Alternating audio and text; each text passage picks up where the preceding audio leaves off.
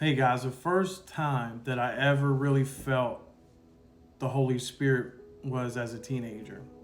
At my uncle's house, they were having a church service on his back porch. And that was the first night that I raised my hand and I said, admitting that I knew that I was lost and that I needed people to pray for me. From that point forward, I know people were praying for me. I know that people were seeking the Lord on my behalf, wanting me to enter into a deep relationship with the Lord, to be born again.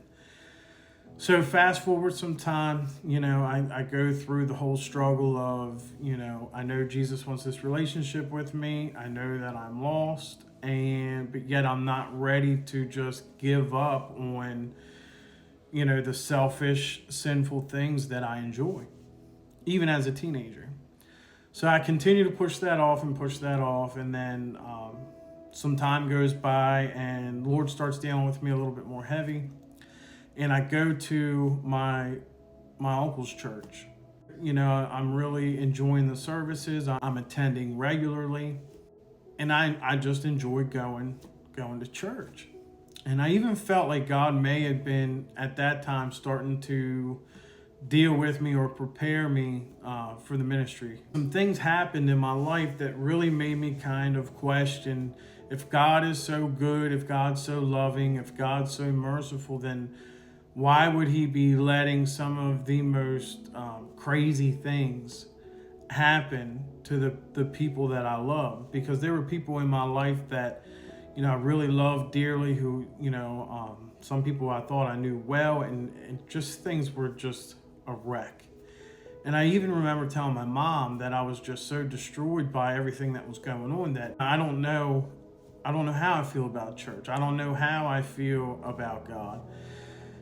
So from that point on, things went downhill quick. I mean, I was abusing painkillers, doing drugs, drinking heavily, hiding things from my parents. I mean, I would live a double lifestyle, and I was one way with my friends, one way around my family. And I tried to just be a good person in front of my family. But then, when I hit the party scene, I got around my friends, I just tried to be the person who could drink the most alcohol, smoke the most weed, snort the most painkillers, and just wanted to have a good time, right? I wasn't really worried about anything. But even in those moments, it was wild to me because God he really began to convict. He would sober me up in the middle of the night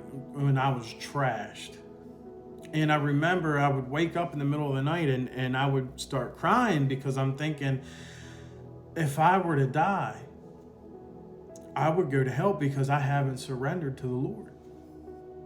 And that haunted me for a long time. So when I got married, obviously trying to live out a country rock lifestyle, and you meet, the girl of your dreams, she settles you down a little bit. And I was still doing some off the wall, stupid stuff until really our first little girl was born. And I remember holding my oldest daughter in the hospital and looking at her and saying, I've never loved anything as much as I love my little girl. And in that moment, the Holy Spirit spoke to me and said, I love you more. And that was kind of the beginning of the end. So then my uncle starts inviting us to church.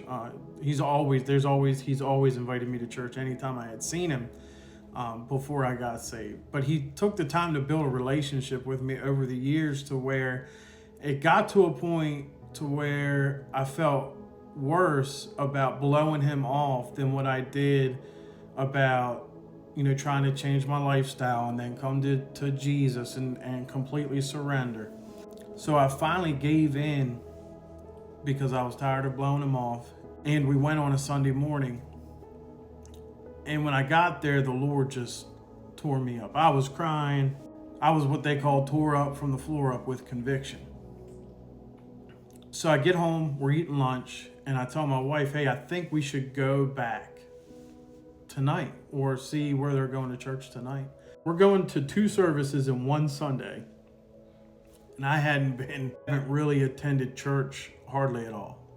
I'm on my way to the service, and I say, okay, Lord, if you really, truly want me, after all that I've done, I'll give you everything. So we got there, and a little girl, of all people, starts singing a song called I Have Been Blessed. And conviction just rips me apart. Again, I'm weeping, I'm sobbing. And I go to the altar, and I just gave it all to him. Surrendered everything. So I said all of that to say this.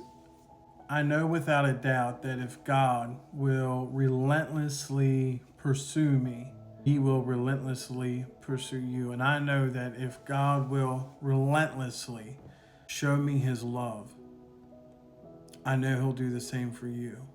And I know that if God will save me, somebody like me, that I know without a doubt, that if you surrender to Him, He will surely save somebody like you.